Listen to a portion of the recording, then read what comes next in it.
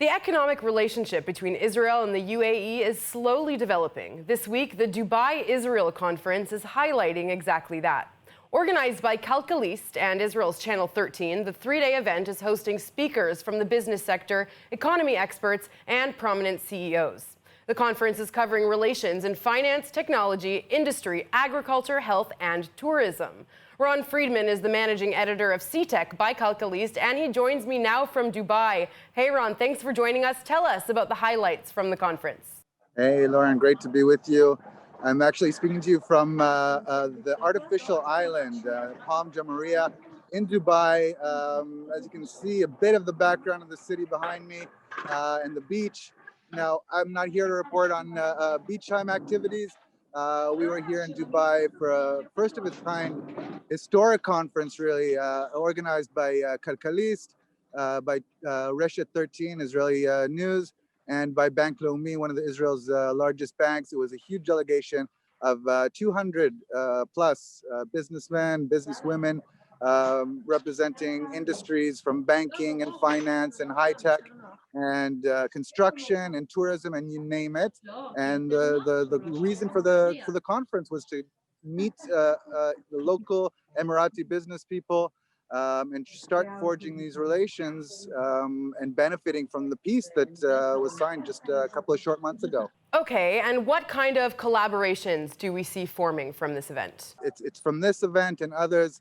There's a great interest on both sides. So definitely from the Israeli side, they see this as a great opportunity for new investments, great opportunity for collaborations, possible acquisitions. And from the Emirati side, they want access to what Israel does best, which is innovate. They're looking for technology. They're looking for new ways of conducting traditional businesses. And Israelis really have everything that they want.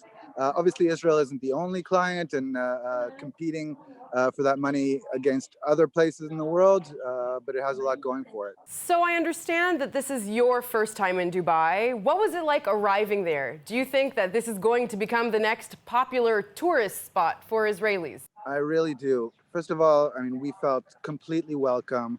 I think there's a lot for Israelis and for everybody to do here. I mean, it's a magnificent, it's really a wonder of a city. It feels like they've taken, the skyscrapers from every major city in the world and concentrated them here in a relatively small city, but home to millions. Shopping, entertainment, obviously beach and leisure activities. It's really got something to offer everybody, and of course a very significant hub for business, which a lot of people will come here for that. But I think Israelis will fall in love with this place. It's not as